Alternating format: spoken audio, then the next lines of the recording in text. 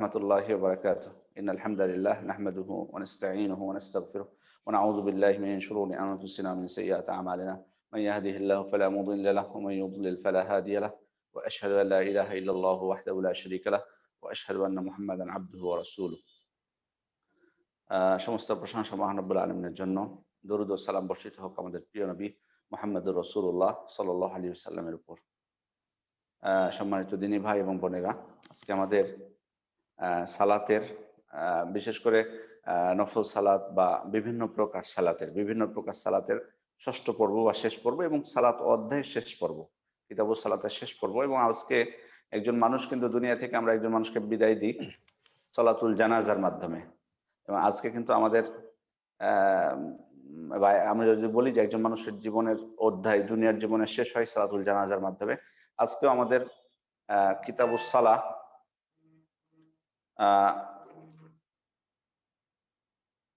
কিতাবুস সালার আমাদের আজকের যে পর্ব, ইনশাআল্লাহ আমাদের ধারাবাহিক পর্ব, সেটাও শেষ হবে কিতাবুল সালাতুল জানাজা বা জানাজা সালাতের মাধ্যমে ইনশাআল্লাহ বিইজনিল্লাহ।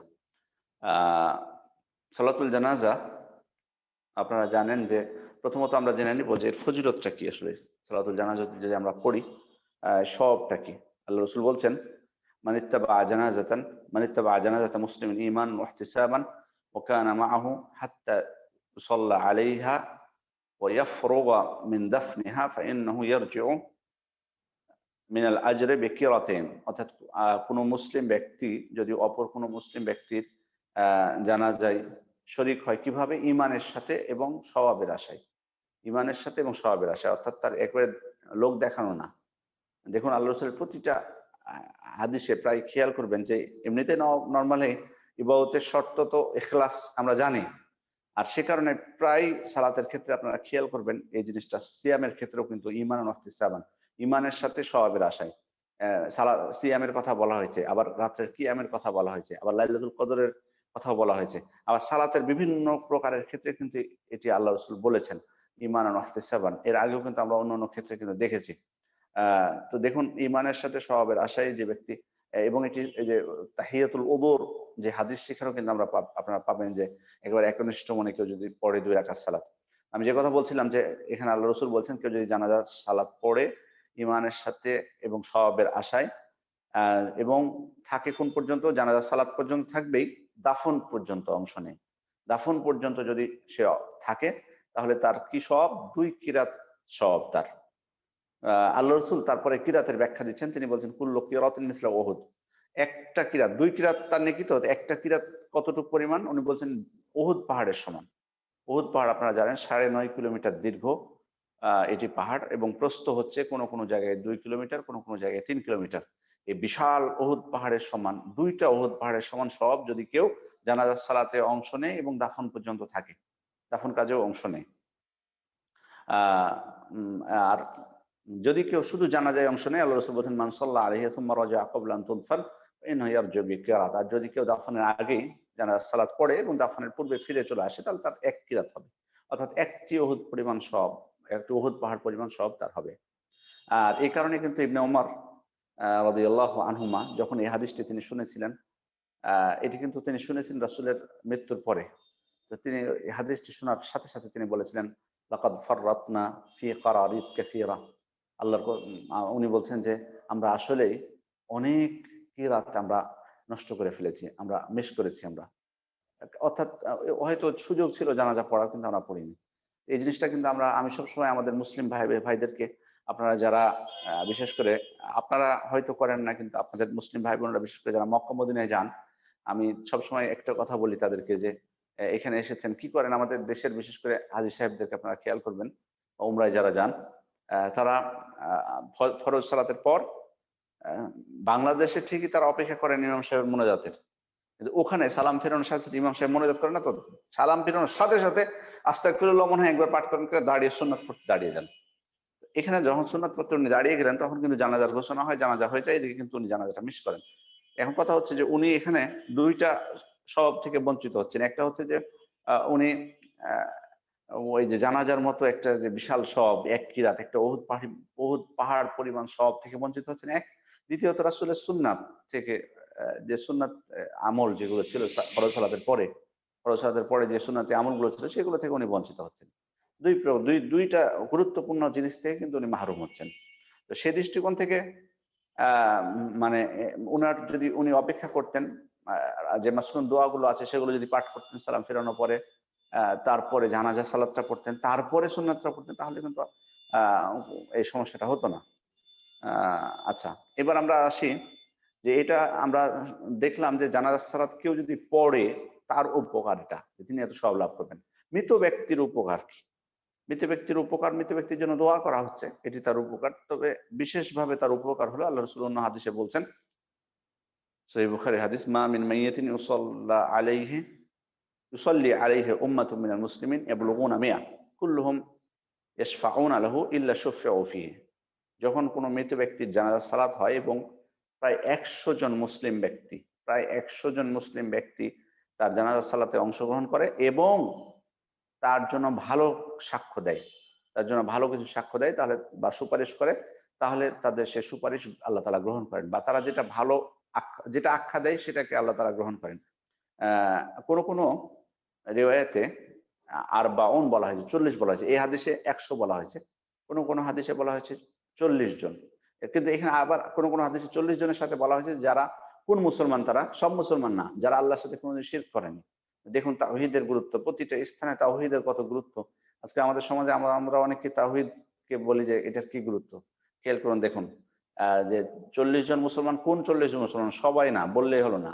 তাওহীদটা শর্ত করা হয়েছে, শিরক মুক্ত আমল যার।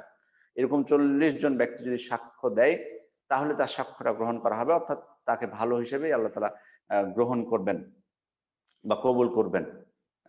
তো এখানে হয়তো অনেকের প্রশ্ন হতে পারে যে 100 জন কোন হাদিসে বলা হলো, আবার কোন হাদিসে 40 জন কেন? এরকম অনেক কিছু পাবেন। ওলামা ইকরাম অনেক কথা বলেছেন, দুইটির মধ্যে কোনো মতভেদ নাই। তবে কোন ওলামা ইকরাম বলছেন যে প্রথমে ছিল 100 জন, আল্লাহ রাসূল প্রথমে 100 বলেছেন, পরে আল্লাহ তাআলার এটা রহমত, আল্লাহ তাআলা 100 র পরিবর্তে বান্দার ভালোর জন্য, কল্যাণের জন্য 40 করে দিয়েছেন। অর্থাৎ 100 জন শর্ত না, 40 জন বললেই আল্লাহ তাআলা তাদের সুপারিশ গ্রহণ করবেন। এটি তাহলে বোঝা যাচ্ছে যে এই হাদিসটা জানাজার সালাতের সাথে সম্পৃক্ত। জানাজার সালাত পড়বে প্লাস তার ব্যাপারে ভালো সাক্ষ্য দিবে। তবে কোন হাদিসে বলা হয়েছে 4 জনের কথাও এসেছে, সেখানে সালাতের কথা নেই। সাধারণভাবে বলা হয়েছে আইয়ুমা মুসলিম শাহিদা লাহু আরবা বিখাইরিন আদখালাহুল জান্নাহ। কোন 4 জন মুসলিম ব্যক্তি যদি কারো ব্যাপারে ভালো সাক্ষ্য দেয়, তাহলে আল্লাহ তাআলা তাকে জান্নাতে প্রবেশ করাবেন।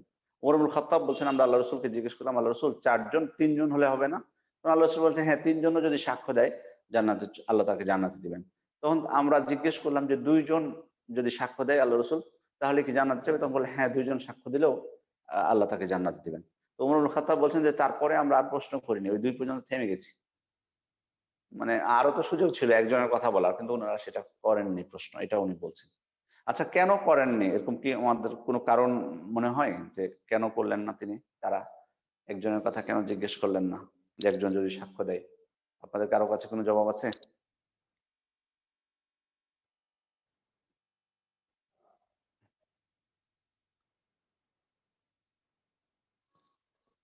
আপনারা আমার কথা শুনতে পাচ্ছেন? জি শেখ, শোনা যাচ্ছে। আচ্ছা, কারো কাছে কি জবাব আছে যে কেন? জি, তুহিন ভাই বলেন।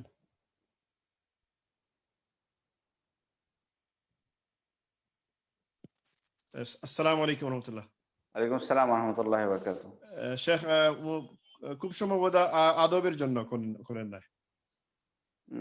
আদব, জি। এটা একটা সুন্দর উত্তর। আর কোনো কারণ হতে পারে? সাইফুল ভাই।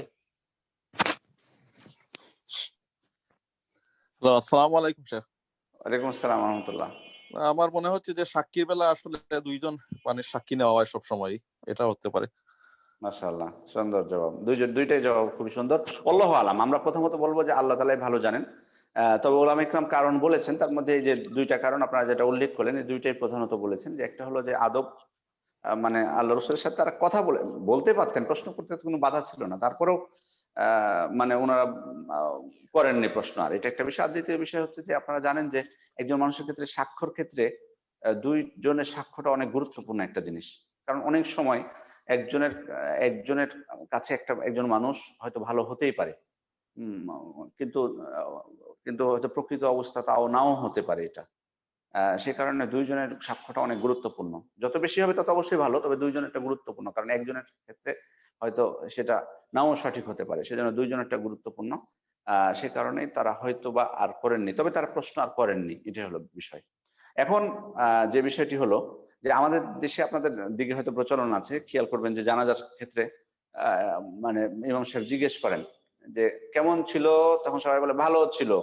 তো উদ্দেশ্য কিন্তু এটা না। এই হাদিসে যেটা বলা হয়েছে যে ৪ জন সাক্ষ্য দিবে যে আপনার ভালো ছিল। তো ভালো বললেই যে ভালো হয়ে যাবে এটা কিন্তু উদ্দেশ্য না আসলে। যে মানে মূলত আপনারা খেয়াল করবেন যখন কোন মানুষ মারা যায়, তখন কিন্তু এমনিতে যখন ভালো হয় তখন কিন্তু এমনিতে সবাই বলে যে, "না আসলে ভালো ছিল।" এখন কেউ মারা গেল, জানাজা পড়তে গেলেন, কেউ বলল না যে ভালো ছিল। ইমাম সাহেব যখন জিজ্ঞেস করলো যে, "ভালো কেমন ছিল?" তখন আপনি বলতে হয় যেহেতু মৃত ব্যক্তি মারা গেছে, আ তখন আপনি বলছেন, "ভালো ছিল।" তো এখন হয়তো আপনারা হয়তো জিজ্ঞেস করতে পারেন হয়তো অনেকে যে, যদি কেউ জিজ্ঞেস করে তাহলে কি বলব যে খারাপ ছিল যদি খারাপ থাকে? না, আপনি চুপ থাকবেন। আপনি চুপ থাকতে পারেন। আ তবে এই কথা আবার বলবেন না যে লা তাসুব্বুল আমওয়াত। আল্লাহ রাসূল বলেছেন যে তোমরা মৃতদেরকে গালি দিও না। এটা কিন্তু গালি না। এটা গালি না। যে কেউ যদি মানে সাক্ষ্য না দেয়, তাহলে যেটা গালি হবে বা কেউ খারাপ বললে যে গালি হবে সেটা না, যদি প্রকৃত অবস্থা হয়। যাই হোক, আমরা সেই মাসালায় যাচ্ছি না। এখন যেটা মূল বিষয় হলো যে এই বিষয়টা হলো যে এমনিতেই মানুষ নিজের থেকে কোন প্রকার জিজ্ঞাসা ছাড়াই ভালো বলবে। এটাই উদ্দেশ্য হাদিসে। এমন না যে মানুষের মুখ থেকে আপনি আদায় করে নিলেন। অন্তরে চাচ্ছে না বলতে যে ও ভালো ছিল। তারপরও আমি মুখে বলতে হচ্ছে ভদ্রতার খাতিরে। এটা উদ্দেশ্য না হাদিসে। তো যাই হোক, এখান থেকে যেটা বুঝলাম আমাদের আলোচনা থেকে যে যারা সলাতুল জানাজার ফজিলত এখান থেকে যেমন মৃত ব্যক্তিও উপকৃত হচ্ছেন, তার জন্য সালাত এবং সাক্ষ্য আল্লাহ তাআলা গ্রহণ করে তাকে মুক্তি দিচ্ছেন। সাথে, সাথে একজন যে ব্যক্তি জানাজা সালাত পড়বেন তিনিও অনেক সওয়াবের অধিকারী হচ্ছেন। এই সালাতের হুকুম কি?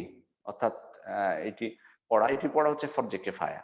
ফরজে কেফায়া আপনারা জানেন ফরজে কেফায়ার হুকুম হচ্ছে যে ইযা কামা বিহিল বা'দ সাকাতা আনিল আখারিন। যখন কেউ কিছু ব্যক্তি যদি করে ফেলেন এটা অন্যদের আর করার প্রয়োজন হয় না। কিন্তু যদি কেউ না করেন তখন কিন্তু সবাই গুনাহ করা হবে। অর্থাৎ একটা গ্রামে কেউ মারা গেছেন, কেউ যদি জানাজা সালাতে না যায় সবারই কিন্তু গুনাহ হবে। কিন্তু যদি কিছু লোক যায় তাহলে কিন্তু সবাই এটা থেকে মুক্ত হয়ে যেতে পারবেন। তবে নেকি হবে শুধুমাত্র যারা জানাজায় গেলেন তাদের। মানে ফরজে কেফায়ার অর্থ হলো এখানে একটা জিনিস খেয়াল করতে হবে যে ফরজে কেফায়া যদি আম কোনো কিছু ব্যক্তি করে ফেলেন তাহলে অন্যদের গুনাহ হবে না ঠিক, কিন্তু নেকি কিন্তু তারা পাবেন না। তারা বাড়িতে বসে থাকলে নেকি পাবেন না। বরং নেকি পাবেন যারা জানাজা সালাতে যাচ্ছেন তারাই শুধুমাত্র জানাজা সালাতের সওয়াব লাভ করবেন। এখন প্রশ্ন হলো যে জানাজা সালাতের জন্য কি অজু শর্ত কিনা? অজু করা লাগবে কিনা?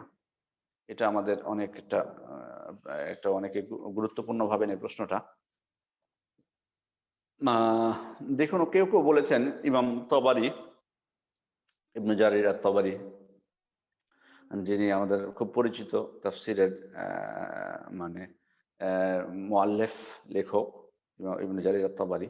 উনি বলেছেন যে লাগবে না। অজু শর্ত নয়। ইমাম শাবিও তাকে সাপোর্ট করেছেন। কিছু ওলামা একরাম সংখ্যা খুবই কম তাদের। তারা বলেছেন যে অজু শর্ত নয়। কেন শর্ত নয়?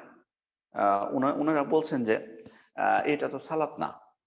এটাকে তো সালাত বলা যায় না। কারণ সালাত যখন হবে তখন রুকু সিজদা যেটা সেটাতে সালাত থাকবে।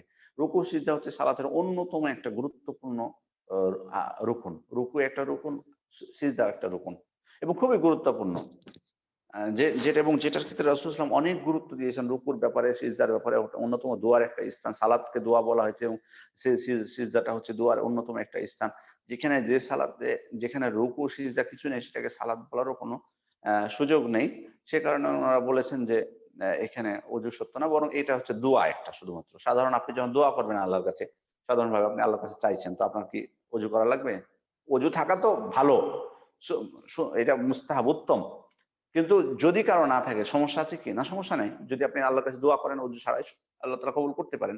কিন্তু আ সালাতের জন্য লাগবে। তো উনারা বলছেন যে এটা যেহেতু মানে সালাত না, এটা তো দোয়া জাস্ট, সেহেতু অজু শর্ত না। এটা তাদের যুক্তি বলতে পারেন। কিন্তু সঠিক কথা হচ্ছে যে অজু শর্ত। কারণ এটি সালাত। এটি যে সালাত তার অনেক প্রমাণ আছে। তার মধ্যে কয়েকটি আপনাদেরকে বলি। আল্লাহ তাআলা পবিত্র কোরআনে বলছেন ওয়ালা তুসাল্লি আলা আহাদিম মিনহুম মাতা আবাদা। অর্থাৎ তাদেরকেও যদি মারা যায় আপনি কখনোই তাদের জানাজার সালাত পড়বেন না। এখানে সলা বলে আল্লাহ তাআলা জানাজার সালাতকে বুঝিয়েছেন। আল্লাহ রসুলকে সতর্ক করে বলছেন মুনাফিকদেরকেও যদি মারা যায়, মুনাফিকদেরকেও মারা গেলে আপনি কখনোই তাদের জানাজা পড়বেন না। ওয়ালা তাকুম আলা কবরিহি, তার কবরের কাছেও আপনি দাঁড়াবেন না, তার কবরের ধার কাছে যাবেন না। এখানে আল্লাহ তার স্বয়ং আল্লাহ তাআলা জানাজার সালাতকে সালাত বলেছেন, সালা বলেছেন। সুতরাং আমরা সেটাকে সালা বলা অপরিহার্য। আল্লাহ রসুল হাদিসের মধ্যে একাধিক হাদিসে তিনি যেমন এক হাদিসে বলছেন মান সাল্লা আলাল জানাজা, যে ব্যক্তি জানাজার সালাত পড়বে, সালাত বলেছেন আল্লাহ রসুল। তারপরে খেয়াল করুন যে সালাতের মতোই তো এখানে ইমাম সাহেব দাঁড়ান, ইমামের পিছনে কাতার হয়, তারপরে কিবলামুখী হয়ে দাঁড়াতে হয়, নিয়ত করতে হয়।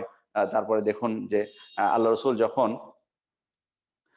সালাতের পরিচয় দিচ্ছেন তখন তিনি বলেছেন ওয়া তাহরিমুহা তাকবীর ওয়া তাহলিলুহা তাসলিম, অর্থাৎ সালাতের তাহরিম হচ্ছে তাকবীরে তাহরিমা, তাকবীরে তাকবীর, যেটা তাকবীর দিয়ে এই সবকিছু হারাম করে ফেলি আমরা, আর তাহলিল অর্থাৎ হালাল হয় সালামের মাধ্যমে।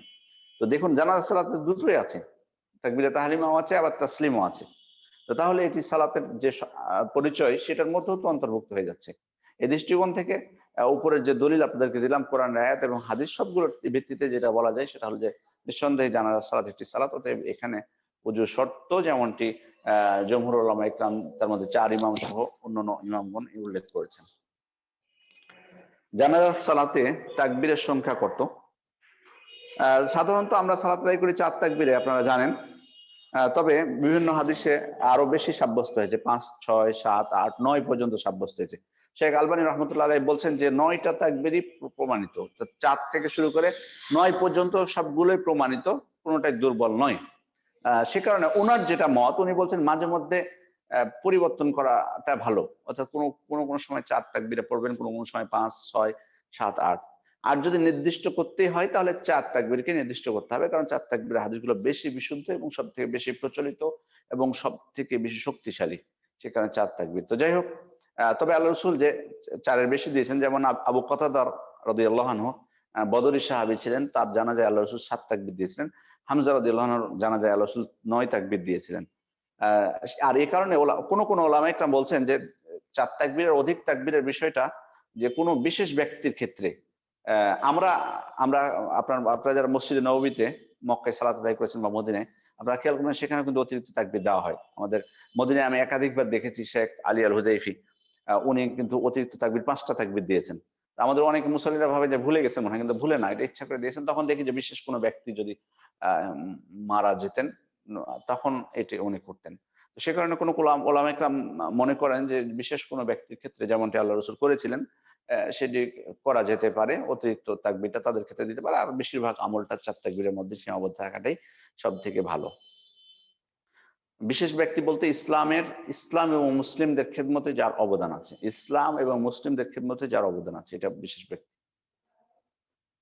জানাজা সালাত পড়ার সময় 4 তাকবীর যদি আমরা দেই, আপনার প্রথম তাকবীরের সময় আল্লাহ রসুল থেকে স্পষ্ট প্রমাণিত যে তিনি হাত উঠিয়েছেন, তাকবীরে তাহরিমায় হাত উঠিয়েছেন। কিন্তু পরের যে তাকবীর গুলো সেখানে কি হাত উঠাতে হবে নাকি উঠাতে হবে না? দেখুন, এই বিষয়ে রাসূল সাল্লাল্লাহু আলাইহি ওয়াসাল্লাম থেকে সহিহ সূত্রে কোনো কিছু সাব্যস্ত হয়নি। মানে উঠানো বা না উঠানো উভয়টাই বর্ণিত হয়েছে। কোনো হাদিসে উঠানোর কথা এসেছে, সেগুলোও দুর্বল, আবার না উঠানো নাকচও করা হয়েছে, সেটাও দুর্বল। তবে ইবনে উমার এবং ইবনে আব্বাস রাদিয়াল্লাহু আনহুমা থেকে সহিহ সূত্রে সাব্যস্ত হয়েছে যে তারা উঠিয়েছিলেন। সে কারণে একদল উলামা ইকরাম এটিকে মুস্তাহাব বলে থাকেন। বর্তমান যুগের আলেমদের মধ্যে শেখ মুহাম্মদ ইবনে সালেহ আল উসাইমিন, শেখ বিন বাজ সহ আরো অনেক উলামা ইকরাম এটিকে মুস্তাহাব বলেছেন। তবে বিপরীতে শেখ আলবানী সহ আরো অনেক উলামা ইকরাম এটিকে নাকচ করে দিয়েছেন যে না, এটা চলবে না, কারণ নির্দিষ্টভাবে প্রমাণিত হয়নি। যেটুকু প্রমাণিত হয়েছে স্পষ্ট হয়ে যে আল্লাহ রাসূল প্রথম তাকবীরে উঠিয়েছেন, সেহেতু আমরা প্রথম তাকবীরে তাহরিমাতে উঠাবো, অন্যান্য তাকবীর গুলোতে উঠাবো না। তো আমিও ব্যক্তিগতভাবে উঠাই না। তবে এটা তাই বলে যারা উঠান তাদেরকে বেদাত বলার কোনো সুযোগ নেই, কারণ সাহাবের আমল স্পষ্ট আছে এবং দুর্বল হলেও মারফু হাদিস আছে এই বিষয়ে। আবার এখানে তাকবীরের বিষয় গেল। প্রথম তাকবীর দেওয়ার পর আমরা কি পড়বো? আমরা কি সূরা ফাতিহা পড়বো নাকি দুআউল ইস্তিফতাহ সানা পাঠ করব? মানে হানাফি মাযহাবে সানা পাঠের কথা বলেছে, এবং শুধু ওনারা সানা পাঠ না, যদিও সব হানাফি না, কোনো বড় বড় হানাফি উলামায়ে কেউ সানা পড়াটা বা দুআউল ইস্তিফতাহ তারা বলেছেন যে না, এটা জানাজা সালাতে কোনো দুআউল ইস্তিফতাহ নেই। তবে বেশিরভাগ হানাফি উলামায়ে কেরাম তারা পড়ার পক্ষে, এবং তারা সূরা ফাতিহা পড়াটাও তারা মানে এখানে মনে করেন না, বরং বলেছেন সূরা ফাতিহা পড়ার প্রয়োজন নেই, না পড়লেও চলে, তবে সানা পড়তে হবে, এটা তারা মনে করেন। আবার বিপরীতে জমহুর উলামা ইকরাম মনে করেন যে জানাজার সালাতে কোনো সানা নেই, কোনো দোয়াউল ইস্তিফতা নেই, সূরা ফাতিহা দিয়ে ডাইরেক্ট আপনি শুরু করবেন, আউযুবিল্লাহ বিসমিল্লাহ বলে ডাইরেক্ট সূরা ফাতিহা শুরু করবেন, এবং এটাই বেশি শক্তিশালী। কেন? কারণ আল্লাহ রসুল থেকে সাব্যস্ত হয়নি যে তিনি দোয়াউল ইস্তিফতা পাঠ করেছেন জানাজার সালাতে, এটা একটা বিষয়। দ্বিতীয়ত হচ্ছে যে জানাজার সালাতটা খেয়াল করুন যে এটা অনেক সংক্ষিপ্ত করা হয়েছে, কারণ এখানে রুকু নাই, সিজদা নাই, তাশাহুদ নেই। তো সে কারণে উলামা ইকরাম বলছেন যে দোয়াউল ইস্তিফতা থাকলে তো এখানে আরো বাড়তি কিছু চলে আসছে, সে কারণে ওনারা বলছেন যে দোয়াউল ইস্তিফতাটা পড়ার কোনো প্রয়োজন নেই। আর বিপরীতে হানাফি মাযহাবের ওনাদের যুক্তি হলো, ওনারা বলছেন যে এটা যেহেতু সালাত আমরা বলছি, এটাকে যেহেতু আমরা সালাত বলে গণ্য করছি, সেহেতু অন্যান্য সালাতে যেমন দোয়াউল ইস্তিফতা পড়তে হয়, সানা পড়তে হয়, তেমনি এই সালাতেও পড়তে হবে। কিন্তু ওনাদেরকে আমরা তখন বলতে পারি উত্তরে যে ঠিক আছে আপনাদের কথা, কিন্তু কথা হলো যে প্রত্যেকটা সালাতের নিয়ম আছে, সব সালাতেই যে এক নিয়ম প্রযোজ্য এটা কিন্তু না। যেমন আপনার সূর্য গ্রহণের সালাত, চন্দ্র গ্রহণের সালাত, সালাতুল কুসুফ ওয়াল খুসুফ, তো সেটাও তো সালাত। তো সেখানে তো আমরা অন্যান্য সালাতে তো রুকু একটাই, এক রাকাতে, তো সেখানে আমরা রুকু দুইটা কেন করি? বেতরের সালাতে আমরা দোয়া ও কুনুত কেন পড়ছি? তার মানে বোঝা যাচ্ছে যে প্রত্যেকটা সালাতের নিয়ম বিভিন্নভাবে বর্ণিত হয়েছে, সেগুলোতে সেভাবেই আমাদের করাটা উচিত। যেহেতু এই সালাত রাসূল সাল্লাল্লাহু আলাইহি ওয়াসাল্লাম থেকে সাব্যস্ত হয়নি দোয়াউল ইস্তিফতা বা সানা, সেহেতু না পড়াটাই হচ্ছে সবথেকে শক্তিশালী মত। আর আর সূরা ফাতিহা তো পড়তেই হবে। সূরা ফাতিহা সাব্যস্ত হয়েছে সাহাবায়ে কেরাম থেকেও, স্পষ্ট সাব্যস্ত হয়েছে, এবং জোরে জোরেও পড়েছেন। এখানে একটা বিষয় যে ইমাম সাহেব জোরে পড়বেন না আস্তে পড়বেন? জোরে পড়তে পারেন উনি। জোরে পড়তে পারেন, মানে কেরাত জোরে করতে পারেন, তবে আস্তে পড়ারও কথাও এসেছে। ইবনে আব্বাস রাদিয়াল্লাহু আনহুমা তিনি জোরে পড়েছেন। আহ, এখন কথা হলো যে ইমাম সাহেব অনেক জায়গায় জোরে পড়েন সূরা ফাতিহা। যদি সূরা ফাতিহা জোরে পড়েন তাহলে সূরা ফাতিহাটা মুক্তাদিরকে পড়তেই হবে, এটা কারোর মাপ নাই, ইমাম মুক্তাদি সবাই পড়বেন। আর যদি ইমাম সাহেব সূরা ফাতিহার পর একটা সূরা যোগ করেন, একটা সূরা যোগ করা যায়, ছোট কোনো সূরা যোগ করা যায়, আপনার ছোট্ট যেন হয়, ওলামা ইকরাম বলছেন যে যেমন সূরা ইখলাস বা কাউসার, এই ধরনের ছোট্ট সূরা বা একটা ছোট্ট আয়াত তেলাওয়াত করা যায়, এটা যায়, আর না করলেও চলবে। তো কেউ করতে পারেন। তো যদি উনি ইমাম সাহেব জোরে কেরাত করেন, এখানে একটা বিষয়, ইমাম সাহেব যদি জোরে কেরাত করেন আর সূরা ফাতিহার সাথে অন্য সূরা মিলান, তাহলে মুক্তাদিদের মিলানোর প্রয়োজন নাই, বরং শুনবেন ওটা শুধুমাত্র। সূরা ফাতিহাটা পড়বেন, সূরা ফাতিহার পরে অন্য সূরা পড়লে ওটা শুনবেন। আর যদি উনি আস্তে পড়েন ইমাম সাহেব, তাহলে আপনি সূরা ফাতিহা মুক্তাদিগণ পড়ে যদি সময় পান অন্য একটি সূরা যোগ করতে পারেন, ইমাম সাহেব যদি দেরি করেন তাহলে। যখন আস্তে পড়বেন তখন, আর জোরে পড়লে শুধুমাত্র সূরা ফাতিহা পড়বেন মুক্তাদিরা, অন্য সূরা যোগ করবেন না, বরং শুনবেন শুধুমাত্র।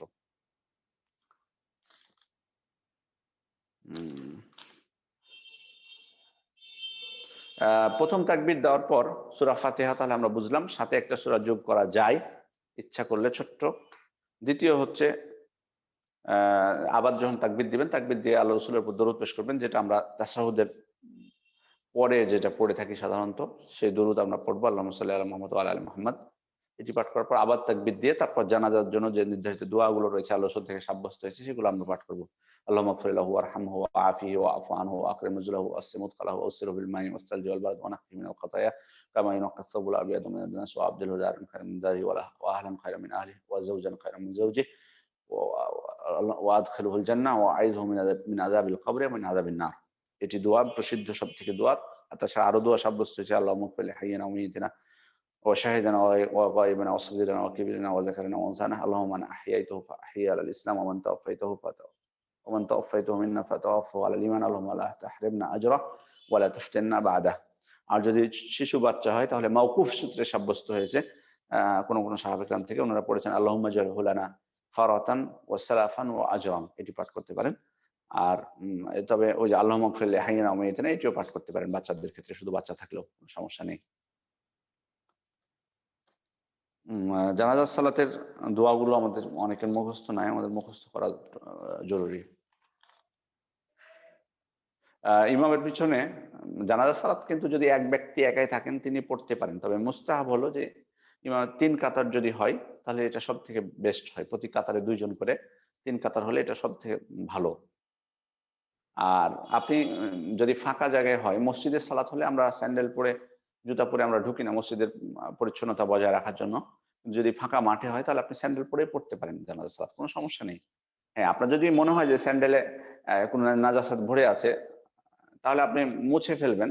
সেটা যদি ঘষে ফেলেন মাটির সাথে তাহলে যথেষ্ট।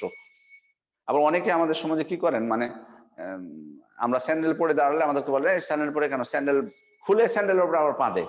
তো যদি আপনি স্যান্ডেল খুলে স্যান্ডেলের উপরে পা দেওয়ার অর্থ কি? যদি আপনি মনে করেন যে আপনার স্যান্ডেলের নাজাসাত আছে, তাহলে পা দিলেও তো আপনার সমস্যা স্যান্ডেলের উপরে।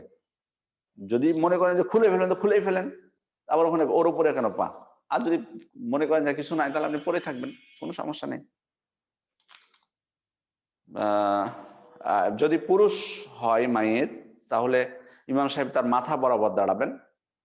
আর যদি নারী হয় তাহলে ইমাম সাহেব তার কোমর বরাবর দাঁড়াবেন। আর জানাজার ক্ষেত্রে যদি মৃত ব্যক্তি কাউকে ওসিয়ত করে যান, অথবা তাহলে তিনি পড়াবেন, অথবা যদি তার নিকট আত্মীয় যোগ্য কোনো ব্যক্তি হয় তিনি পড়াবেন।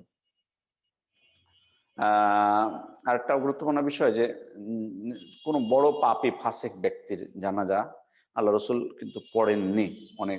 অনেক ক্ষেত্রেই অনেকে জানাজা পড়েননি, বিশেষ করে যারা আত্মহত্যা করেছে তাদের জানাজা পড়েননি তিনি।